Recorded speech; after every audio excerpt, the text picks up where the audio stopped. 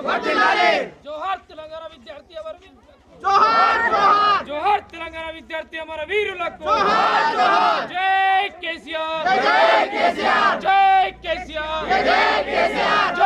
పల్లా రెడ్డి గారి నాయకత్వం కేసీఆర్ గారి నాయకత్వం ఆర్ గుర్తుకే ఆర్ గుర్తుకే పల్లరాజేశ్వర రెడ్డి గారి నాయకత్వం కేసీఆర్ గుర్తుకే ఆర్ గుర్తుకే జై తెలంగాణ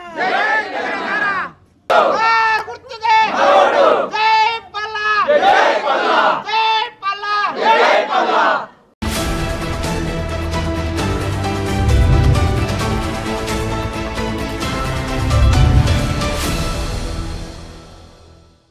మున్సిపల్ ఎన్నికల్లో భాగంగా చేరేళ్ల పట్టణంలోని 12వ వార్డు అభ్యర్థి శివగారి బబిత మనతో ఉన్నారు. వారితో మాట్లాడే ప్రయత్నం చేద్దాం. అమ్మ చెప్పండి, మీ వార్డులో అంటే ప్రచారానికి వెళ్ళినప్పుడు ప్రజల నుంచి స్పందన ఎట్లా ఉన్నది? మీ వార్డులో ఎట్లాంటి సమస్యలు ఉన్నాయి?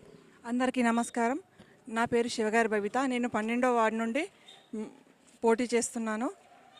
మేము వెళ్ళిన వార్డులలో చాలామంది చాలా సమస్యలతో బాధపడుతున్నారు. వారి సమస్యలు మాతో విన్నవించుకున్నారు. 1 రోడ్డు సమస్య, 2 మోరీల సమస్య, 3 వాటర్ సమస్య, 4 పింఛన్ సమస్య. ఇవి మెయిన్గా చెప్పారు మాకు. మేము అవన్నీ తీరుస్తామని వాళ్ళకి హామీ చేస్తూ మా అమూల్యమైన ఓటు వేయవలసిందిగా వాళ్ళను కోరుకున్నాము. వాళ్ళ ఆధార అభిమానాలకు మేము ఎప్పుడూ తోడ్పడి ఉంటామని విన్నవించుకుంటున్నాము. మీ దయతో మమ్మల్ని కారు గుర్తుకు ఓటేసి మమ్మల్ని ఆశీర్వదించవలసిందిగా కోరుతున్నాము. ఇదే మా విన్నపము.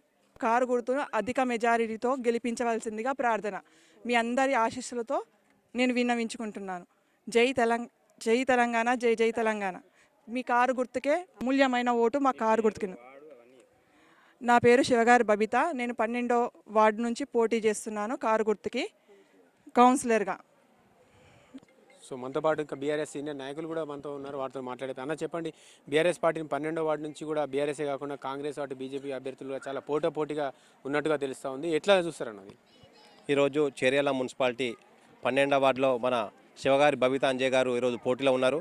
మరి నిత్యం అందుబాటులో ఉండే వ్యక్తి, తెలంగాణ ఉద్యమంలో కూడా తెలంగాణ ప్రత్యేక రాష్ట్రం కోసం తనదైన శైలిలో వినూత్నంగా సగం గుండు సగం మీసాలతో ప్రత్యేక రాష్ట్రం కోసం పోరాడినటువంటి గొప్ప వ్యక్తి, మచ్చలేని వ్యక్తి. చేర్యాల పట్టణంలో అసలు అంజన్న పేరు తెలియని వ్యక్తి లేడు. మరి అటువంటి అంజన గారు ఈరోజు వారి సతీమనే మన బబితక్క గారు మన ముందుకొచ్చారు.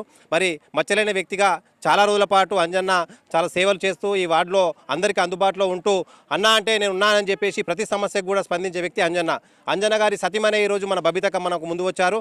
మరి చాలా రోజుల తర్వాత కూడా మనకి అవకాశం వచ్చింది. కాంగ్రెస్ బీజేపీ వాళ్ళు ఎప్పుడు కూడా ఎన్నికలు వస్తేనే వాళ్ళు కనబడతా ఉన్నారు. ప్రతినిత్యం కూడా ప్రజల్లో ఉండే వ్యక్తి అంజన్న. మరి ఈ 12వ వార్డులో మరి నీటి సమస్య కానీ, సీసీ రోడ్లు కానీ, డ్రైనేజీ కానీ, లైట్ల సమస్య, ప్రతి సమస్యను కూడా ఎలా పరిష్కరించాలి అనువు తెలిసినటువంటి అంజన్న. మరి అటువంటి అంజనను మేము అందరం కూడా భారీ మెజార్టీతో గెలిపించడానికి ఈరోజు స్వచ్ఛందంగా మన ముందుకు రావడం జరుగుతుంది.